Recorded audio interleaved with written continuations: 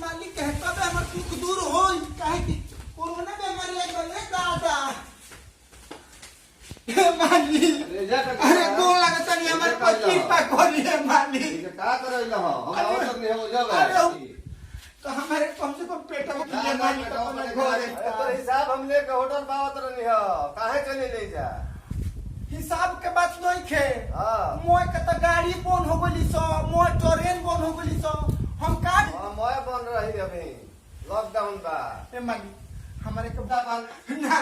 हमारे के राखी हम रखो कोई को बीमारी से भागे जा पैसा धर जल्दी भागे जा अरे पैसा का करू बीमारी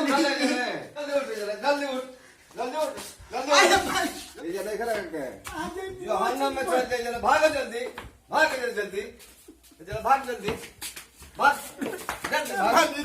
जल्दी चले भाग जल्दी जल्दी भागे चले भाग जल्दी अरे छोड़ी हम भाग जल्दी बाहर से भागे जा पर ये करो मालिक हमार बड़ी बाउर बदिल के बाकी न मिला दिल जी दादा ये धरती पर केहू पर भरोसा करे लायक नहीं गिरी दादा अरे आइले दादा इकरा के लोगवा कोरोना कहता हमार मालिक हमारे के काम करब तो 12 साल से रे दादा खुद के समय आइले रे दादा हमारे के खेद दिला ये कोरोना डाइन तो पुत भातार खाली सर तू तो गांव के गांव देश के देश खाता रे कोरोना हे शंकर जी जब दर्शन हो गइल बुझाता कि गाँव चल जाई रे शंकर जी रवरे शरण में जे आवेला ओकर इच्छा पूरा कर देनी है शंकर जी हमारे के गाँव में पहुंचा देती नहीं तो हम जानती कि भोले बाबा के कृपा हो गई प्रभु जी चाचा बड़ी हम दूर से आइल बनी हो कहाँ से हम तो दिल्ली से चलल बनी पैदले चलल बनी लॉकडाउन में हाँ कोई दिन के खाई ना पियल ना कुछ भइल बा कुछ खाए के दे देती तो हम जुड़ा जैती खाई के तो भोजन में जैसे सूखल रोटी तो 12 के अरे जौने हो कि तमने दी कुकुर के जो भूख लागल तो कुछ हो करे निक लागल दी हम खाई लो है खा लो आ खा के जरा फूटा जल्दी जय हो शंकर जी बड़ी कृपा कोई नहीं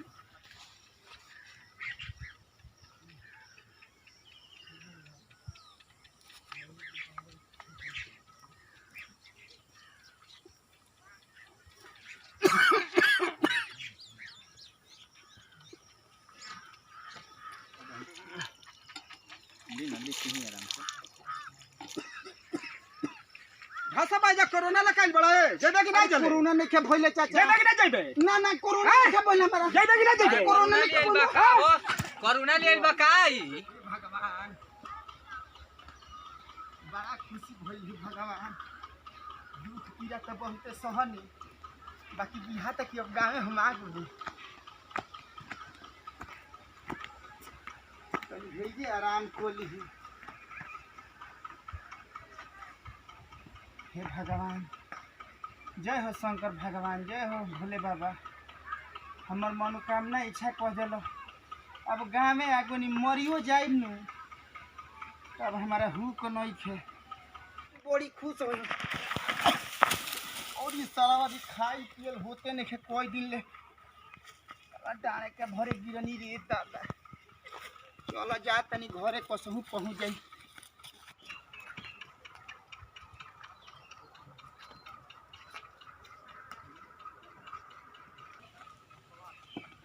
अरे जैया बाबू रजाना अरे हम दिल्ली से आइले रे तोहनी कह ताला दिहल बरी ई कहां चल गुलो सब मर देते नहीं मुकर खिला का गुलो सकार ए तोरी की जय हो हम तो कैसे कैसे भगनी ए दादा तो कैसे कैसे भगनी दिल्ली से वही पैदल ई ताला देख के कहवा गोइल बना सही ताबा अजय रजवा लौकते नहीं खे एहनी के पुलिस उलिस नानी धले गुल हो ताला कहीं के दिले बना अब जातनी हम चाचा लो से पूछब जारी करत बटुए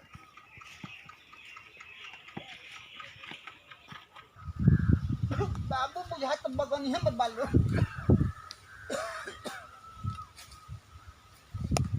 रे बाबू है कसम पागल लगे रे बोले तो रे बाबू जी अरे हम जबरा चिन तो न का हो तनी दूरे पर आओ पुराना रोग बा कोरोना रोग का कालम अरे हम बड़ी दूर से दूर पैदल रहो। बने ओने कौन लगता नहीं हो ओने ओने चिंता कोन लाग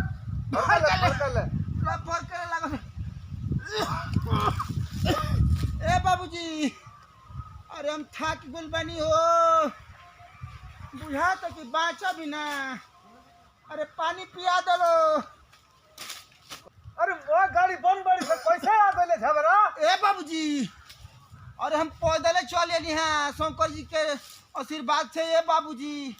मन में यह ललचर रहा कि बाबू माई से भाई से भेंट कली गांव जवार से ठीक बा अब मरियो जाए तो फिर नहीं खे दूरे रहो काहे हमर साथ में घृणा करत लो ये घरी बहरी के आवे वाला से डर बा रोग बा बा के तू खोखत रे अब बाबूजी सर्दी बुखार साधारण भइल बा हो कोई दिन ले खोराई मरले बा बेरा पर खाए के नहीं खे मिलो हमारे के कोनो डॉक्टर से कोई के दवाई ओई करा दलो न तो अब हम बचब ना करा के नहीं ले का अरे हम तो लूको छिपताई बनिए बाबू अरे काहे मेरे पता न गरमा तर लो जान ले बोल का हम तो ये तरी बुझाते कि मर जाई तनी दूरे रहो 1 मीटर तनी दूरे रहो ये रे आज तो न खते छुट्टी हर हो गनी कमा के दे तने तो चा भतर लो लो गनी निमर रखा आई चेकअप न करा का के हिनु तो रहो न डॉक्टर ले खाए के ठिकाना न चेकअप काम कौन चीज के कर काम कमा के अकाउंट में पैसा देत रहनी अनु हां आ तो हनी का हमारे संग क्या कोई हसन व्यवहार कोल जला रे हम तो हनी के गौर हई तू बाप हबो न रोगवा के डर में रे मैं परिवार सकता पर जाई हम तो यो गौर कहनी कि बाबू या भाई से भेंट करब अब तो हम लोग का दूसरे बाजार बा अब हम जी अपना हम चोचो से बुकर घी लगा दे बेकी थी जो कर का हटा के जो पूरा करो अब कागज में तू भी कमर के लिए अब ठीक क्या मैं मेरे के जांच कर को लो अब कैसे को मुंह देखा बोलो जाता ना पैसा रुपया बैंक में अकाउंट में रहला मैं हड़ा भी कोई ना आज हमारे बहुत दुख है आई बताई को तरह से कि कोरोना ले चाहिए ओ बम्बुआ में हे गंगा माई हमारे के बुद्धि दिया मानो बिना अब हमार बुद्धि काम नहीं है करते माही गंगा माई मर जाई जी हम ना और तो महीनी वही तरी हमरो के अपना आचारा में संभाल हे माई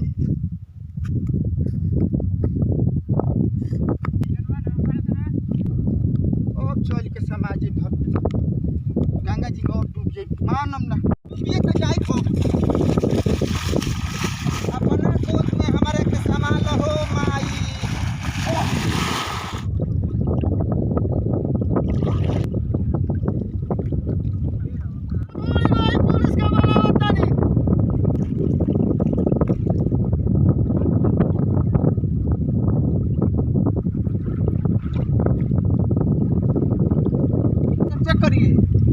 चेक करते हैं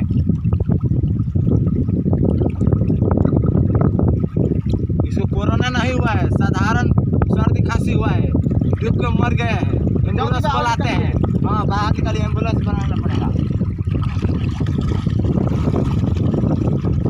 बहुत भारी है यार रखते हैं बाबूजी अरे भैया क्लास साइड एम्बुलेंस में हां मैंने गोटिया दल ले तनी बाबू गोटिया मांगा तरन था बाबू हां भैया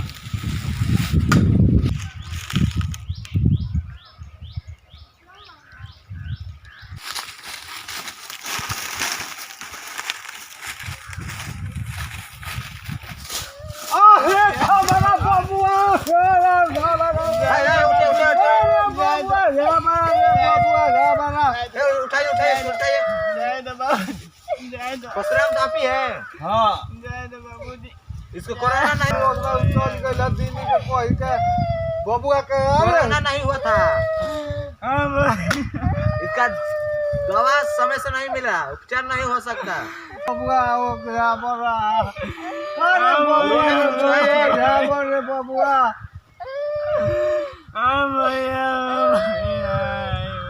अरे बबुआ के ले जा कलकत्ता के। वो अरे बबुआ थे। ओ हो अरे बबुआ हो बबुआ जाबर।